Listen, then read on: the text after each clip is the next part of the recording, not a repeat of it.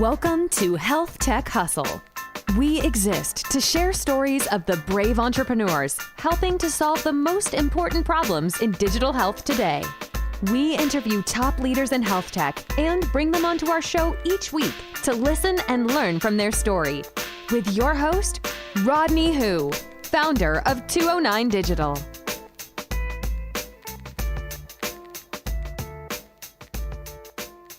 Hello, and welcome to another awesome episode of the HealthTech Hustle podcast.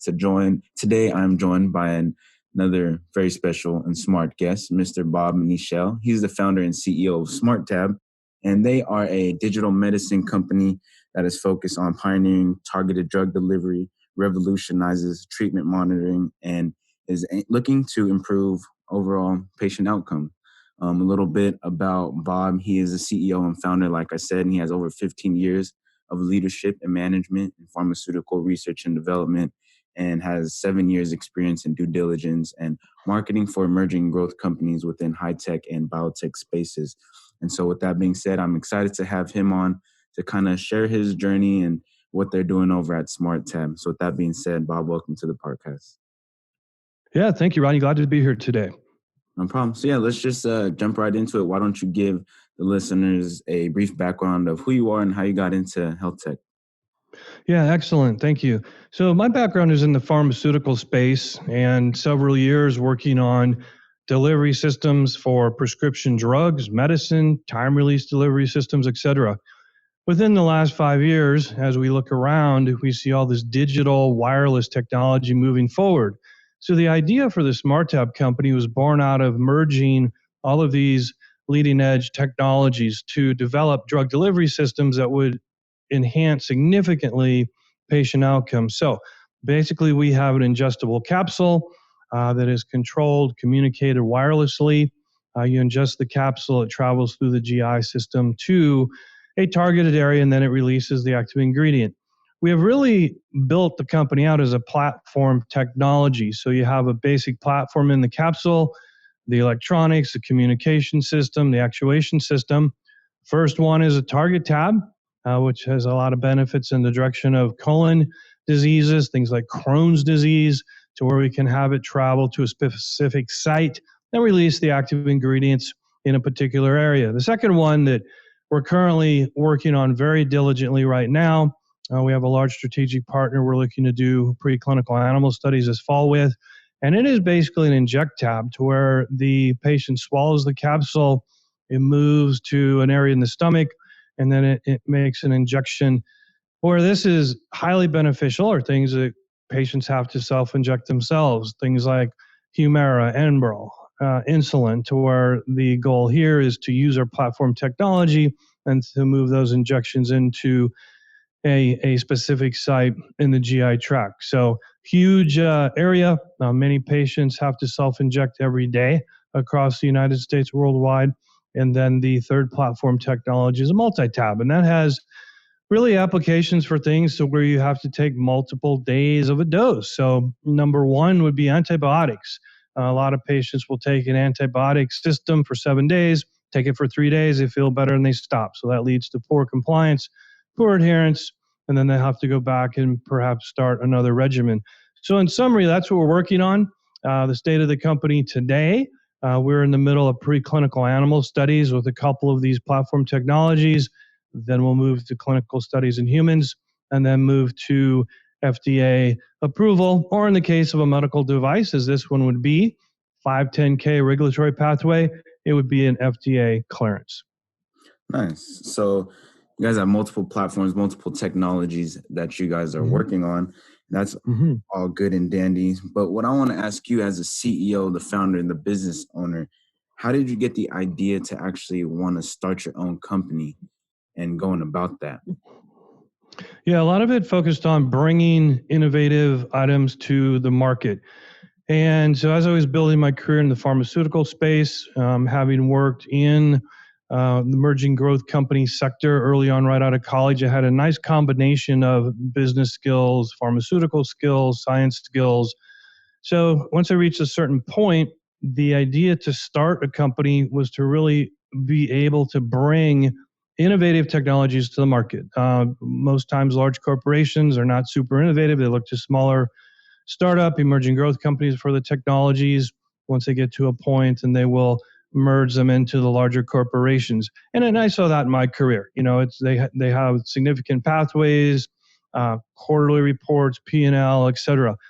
But to really bring innovative technologies to the market, to step outside of that, start the own company, that was really the driving force. And we have certainly done that with this company and prior companies as well, to really bring technologies that will help lead people, allow people to lead better lives. And that was really the main goal of starting the company in the first place.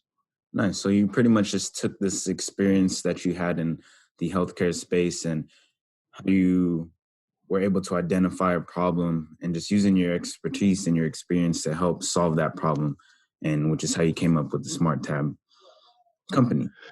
Yeah, exactly right. Exactly right. And what's interesting is, not only are we merging drug delivery technologies with conventional capsules, now we're updating them. They have wireless technology, different types of powering systems, internal powering systems, inductive power systems.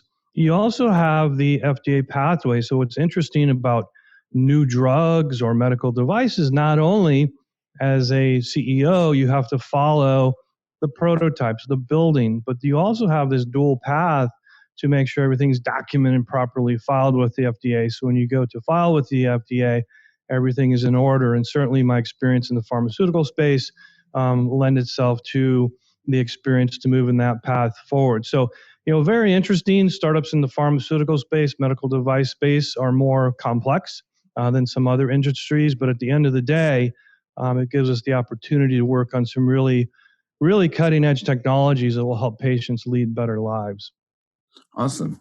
And so speaking about your technology and getting these clinical trials and developing prototypes and testing it out, how has that process been for you guys as a company? And how have you guys been going about getting the word out around this technology? Yeah, exactly. So, conventional shows, of which we've done in the past. So we have the JP Morgan Healthcare Conference in San Francisco. We've attended that the last 3 years. We were one of the early partners with Startup Health out of New York City. That's a very highly selected process. They will come in, help us with networking, investors, PR, etc. They get a small percent of equity to do that. So they've been very helpful. They have a Startup Health Festival each year in San Francisco in conjunction with the JP Morgan Health Conference as well. So those are some of the standard things we go to. We attended shows in Boston the last couple of years about tech conferences. So those are more, one-on-one in person. Those are very helpful. They're good networking events as well. Now, from a more of a digital marketing platform, we do quite a bit in terms of the LinkedIn. We keep our clients, customers, vendors, people who are interested in the future of digital health in the loop and what we're doing. Using LinkedIn, we do email blast, and then with this year, there's actually been more of a shift in that direction because we have not been able to go to any conferences in person, and we see this continuing. Even some of the conferences coming up this fall, early next year, moving to a virtual platform. So it gives us an opportunity to really expand our digital footprint. Now, the good news is our technology, it's perfect for a digital platform. It's the future. People are very excited to hear about the podcast and what we're working on, what other companies are working on. And it's really been, a combination of the more conventional conferences. But again, Rodney, this year, it's really been about the digital virtual platform. Nice. So you already see the impact that telehealth or that COVID has had on telehealth in healthcare, and everyone's using Zoom or Skype or whatever video conferencing platform of their choice, but you already see the impact that it's had. And so I'm curious to see how you guys are also leveraging that. You mentioned that instead of going to these networking events that you guys would be going to, you're now switching to more digital platforms, whether it's virtual events or meetings like podcast or video conferencing like we're doing now. But another thing I want to ask is, you had mentioned LinkedIn marketing. So what sort of content are you guys producing on LinkedIn around your company and around your product?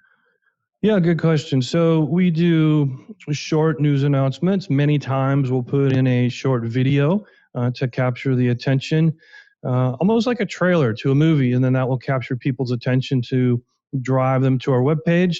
Beyond the blog, the podcast, we have videos embedded in the webpage. So the LinkedIn is really announcements on different milestones, announcements on development with personnel at our company, and then usually have something very creative to grab the attention. Many times on LinkedIn, there's a photo or just text, but if you can embed a video, make it very captivating, and it really lends itself to the future, the future of digital health.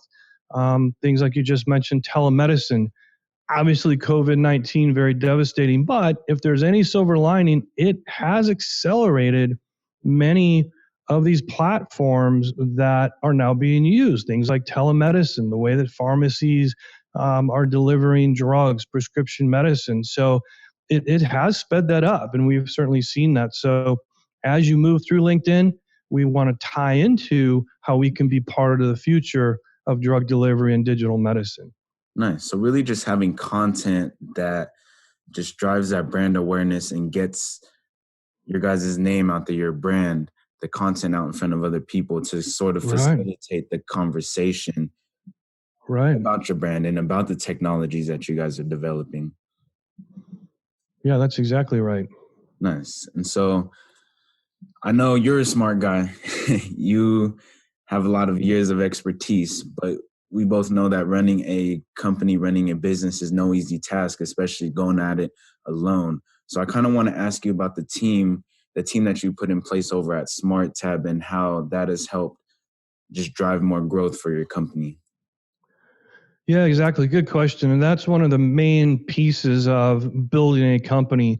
I mean, it seems to me the top three things are strategy, funding, whether that's internal, external, and then your personnel, your people, the team. And for first off, wireless technology, drug delivery, we have a chief technical officer, Douglas Miller, PhD, many years in drug delivery systems, medical device. He has a lot of experience in wireless technologies, and you have to look for people in a startup that have the mindset that they can figure things out. You don't necessarily want to pull an engineer that has worked for 40 years at a corporation. You need to have really this attitude that we joke around with Doug that he's MacGyver. He can figure out anything, and you need people like that in a startup that are very hands-on. They're a lot of initiative, and they can figure things out. So if you have someone like that to start with on your technical team, then that attracts people who are similar. And as you probably notice in businesses, as you hire people, you tend to hire people that are very much like yourself. Whether you recognize it or not, you tend to end up with a whole team of people who are like the lead person. So we have an excellent person in place there. We've been hiring engineers right now to develop the technology. We will then move to hiring more people in the regulatory to pursue this FDA regulatory path that we discussed earlier today. And then also blend that in with the things we're doing with our chief marketing team in terms of digital content and some of those things we touched on earlier with the podcast, with the blogs, with the shows and the LinkedIn items. So really that's how we build the team out. But I cannot stress enough, in a startup, the core, you must have the correct people with the correct attitude that we will make this successful. And then it turns out it is successful. Nice. Everyone just has to be on board with the vision and the direction of the company. And so you kind of mentioned, like, there's a lot of people that are wearing a lot of different hats, especially in the beginning of a startup stage. And what I want to ask is, regarding you as a CEO, you have your own roles and responsibilities. So how do you know what you should be focusing on and what you should be delegating to other experts? Right. And I think really the first threshold there is just need to ask myself, is this a good spend? Is this a good investment of my time? And I always go back to those three pillars that I mentioned earlier: the strategy, the vision of the company. Where are we going? And then you build a roadmap how to get there. Number two is the funding. You have to make sure that you have enough funding. And we've been marching through COVID-19. Companies are having issues. We're not. We keep marching along. We're hiring people, and that means we have good planning. So, if I'm out there on phone calls, on conference calls, being the face of the company, raising capital, getting investors, that's what we need to do. That's what we really need to do. And then the third thing is around people, networking, talking with people. You just don't find good people, throwing an ad out there, wherever it may be. You have to network and really find the correct people and talk to the correct people and get those people on board. So that's really, what I focus on. We have our meetings internally, of course, to judge the timelines and the progress, and I'm involved with that. But as a leader, a CEO, you need to be really careful. You don't get bogged down into these details, and then you lose sight of what you really need to be working on. So that's really, I think, the key is it a good spend of the time? Is it a good investment of my time? Anything else? Delegate. But before you can delegate, you have to find the good people, which takes, that's the significant amount of investment is my time to find the correct people. Nice. So there's just a lot of moving pieces in this puzzle, and a lot of intricate parts that have to be put together in order for this company to go successfully. So you have the people on the back end handling like technology, and then you have people as yourself who are actually going out there, being the face of the company, going to networking events, building those relationships with the key people, whether it be investors or other healthcare organizations. You're the one that's going out there and focusing on working on your business, not in your business. Right. Exactly. That's right.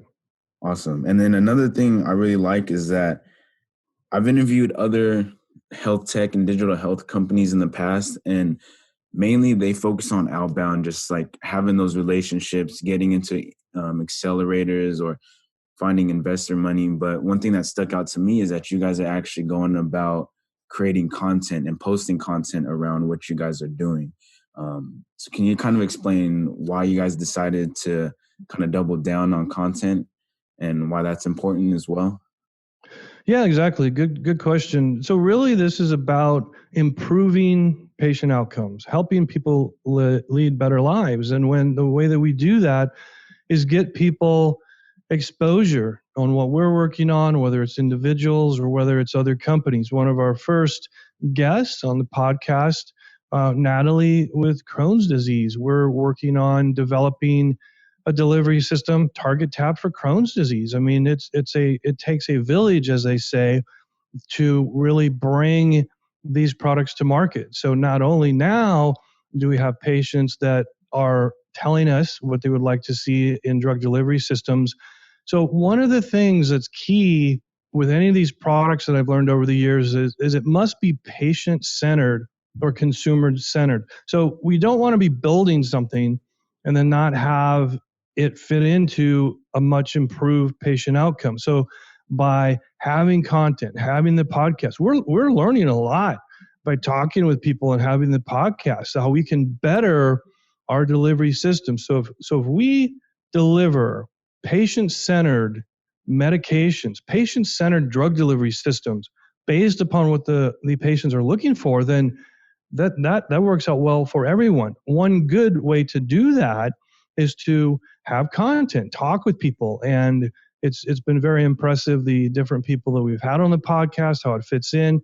That then helps us drive how we tailor our products. So you mentioned earlier, you have companies that they go outbound and they don't actually match sometimes what the consumer wants. And at the end of the day, you do need to have market acceptance, but in our case, if we have patient-centered outcomes, medicines, and we focus on that, then we will, by default, have very solid market acceptance. Wow, that's interesting. I think that's very valuable, especially by how you guys are leveraging your podcast to really just facilitate that conversation with, your guests, whether it's the patients or other healthcare professionals, but you guys Mhm. are creating that content, getting exposure, and really just educating the market. So from a high level view, I see that as being very valuable. Right, right. So what sort of advice would you give to other digital health and health tech startups and founders? Yeah, the first advice would be, as we've touched on already, is really have solid input on what your finished product will be that you will deliver to the market. And that is key, that at the end of the day, you need to have good market acceptance. And that can be driven, like we've already talked about, for us, it's improving patient outcomes. So that's the first thing. Many times, startups or people, they'll have a great idea and it sounds good, but then you have to look at, okay, how is this going to be deployed in the market? How are we going to scale it up? How are we going to commercialize it? So once you've answered that first question, will there be good market acceptance, and why? In our case, patient-centered drug delivery systems. Then you start working from there. Okay, how are we going to commercialize it? How are we going to scale it up? How's the FDA going to look at this? And from there, you can create a very solid path on what you need to work on today, next month, next year, to get to the end objective that you're looking for. So it's really following that path. And because again, Rodney, there are a lot of good ideas out there, and people chase these good ideas, but if you can't commercialize it, if you can't scale it up, if you can't build out a business model matrix around it, or actually get it to the market and make it successful, then it simply won't work. And having said all that, the business models are changing today. If you look 20 years ago, Google was just getting rolling. Nobody ever heard of Facebook. It didn't exist. Twitter didn't exist. So now in our opinion, you will see a flurry of companies that will evolve out of this digital health space. There will be significant players in this space that we haven't even heard of. There's startups. You're having different ways that medicine will be distributed, different ways that medicine will be tracked. But really, back to your question about what you're looking to do is, kind of start with the end game in mind and then work back from that. And if you do that, execute properly, fill in all the spaces you need with good people, you will be successful. Nice. So really just almost essentially reverse engineering what it is exactly that you want so that you can plan each step on how to get there. Yeah, exactly. And so another thing that I've heard in just doing research regarding technology companies is that they tell you to like fail fast, right? But when it comes to like healthcare technology companies, do you think it's better to stay away from that whole fail fast mindset and have all your ducks in a row before trying to take that big leap? Or should you just take the big leap from the beginning? Yeah, and you can look at that a lot of different ways. I mean, you hear about that, fail fast, fail and pivot, fail and, start over. All those different phrases are out there. I believe with any startup, you will have what you could categorize as, internal failures. Certainly when we've been working on the SmartTab, you go down a path a little ways and it doesn't work, then you adjust. But usually when you do that, you learn something. So I always look at it like it isn't really a failure, it's a learning experience. I mean, I've had a lot of experience in my life, and they haven't all been successful. Have had a lot of successes, but I don't necessarily think you should go after startups or emerging growth companies that, oh, we failed, we did a poor job. It's like you things don't work. I mean, sometimes things just don't work, and then you learn from that and you adjust quickly and move on. And at the end of the day, it's based upon how well you can learn from those and then make a successful company. Because you can almost be guaranteed that, whatever you start out with in a startup, you're going to make changes. You can call them failures if you want. I would just say they're learning experiences, and then you keep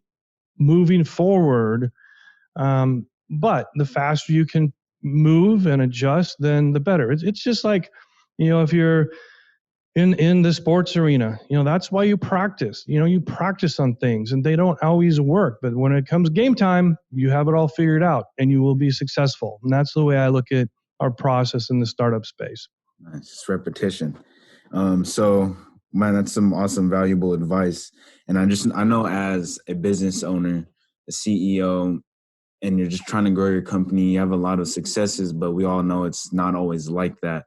And there's some ups and downs, some obstacles you have to overcome. And the question I have for you is, are there any decisions that you made as a business owner, whether it's like, hey, this relationship, or hey, this hire, are there any decisions that really stick out to you that have resulted in like growth for your business? I think it goes back to, early on in life, you realize that a lot of it's around people. And, because of that, I believe that we vet our people very well before we bring them on board. There have been a lot of positive decisions. We've brought a lot of very solid, very successful people on board that have helped the growth of the company. And I would say with any startup, and cannot stress that enough, and really vet the people that you're bringing on board. And we have gotten some great people to help move the company. And in a startup, those people are critical. Funding, you work on that. You have to find the right partners, and, funding, you will typically find the correct investment partners. Strategy, you have to be very careful with this strategy. But again, and we touched on this already, Rodney, it really does come down to the people. So be very selective with the people, make sure they're a good fit with the startup. And I believe that's probably the biggest thing, the biggest decisions that we've had really good success in building the company upon. Awesome. I think that's a very value-packed answer right there. And I think that's a good way to kind of end the main segment of the podcast. So we've kind of talked a lot about your strategies, your teams, what you've done to help grow your business. Now I kind of want to end the episode on a little more lighter note with an exercise I like to call the rapid fire round. So I'll ask you a couple questions and you just give me whatever answer you come up with, okay? Sure. All right, question number 1. What is your favorite book of all time? Yeah, this goes back a ways. Favorite book of all time was by Art Williams. He started A.L. Williams Insurance Company. It is titled All You Can Do Is All You Can Do. I believe that was published in the late 80s. Oh, okay. Who is the most influential person in your life or career? Yeah, good question. So I would, that would be my spouse, my wife of 33 years. Nice. Shout out, Mrs. Niichel. What is one goal you want to accomplish this year? Successful preclinical animal studies with our SmartTab. Awesome. And then what is one piece of advice you would give to your 20-year-old self? Yeah, that's a good one. And you have to listen to the whole thing here. So it goes, set your goals high, figure out a strategy to achieve those goals, and then get what you want. Just make sure everybody else gets what they want first. Okay. Say that one more time. Yeah, sure. Set your goals high, set a plan and a strategy to execute on your goals, and then obtain your goals and get what you want. Just make sure everybody else gets what they want first. Awesome. I think that's the perfect answer to end today's podcast on. I had to take notes the second time just to write it down. Yeah. But yeah, Bob, I just want to say thank you again for just coming on, not just sharing about what you guys are doing over at SmartTab and what you guys are doing in the wireless drug delivery space, but also what it takes to succeed in this industry as a health tech or digital health entrepreneur and CEO. So I found a lot of value from this, and I know my audience, the listeners, are in your position as well, and they'll find a lot of value out of this as well. So I just wanted to say thank you for that. Yeah, it's been a pleasure, Rodney. This has been very, very exciting for our team as well.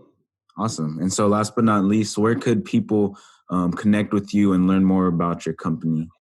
Yeah, exactly. Our main webpage is smarttab.co, not com. It's co, so smarttab.co. That's our company webpage. And then I am also on LinkedIn under Robert Niichel, the last name N as in Nancy, Iichel. That's the LinkedIn address. Those are the two main places where we have contact information. Awesome. And I'll be sure to include links to the website and your social media in the show notes as well, so people can find you. But with that being said, that concludes today's episode of the podcast. I'll catch you guys on the next one. Thank you, Rodney. Have a great afternoon. Thanks for listening to today's episode of HealthTech Hustle with Rodney Hu, founder of 209 Digital. Tune in next week for another interview with an expert leader in digital health.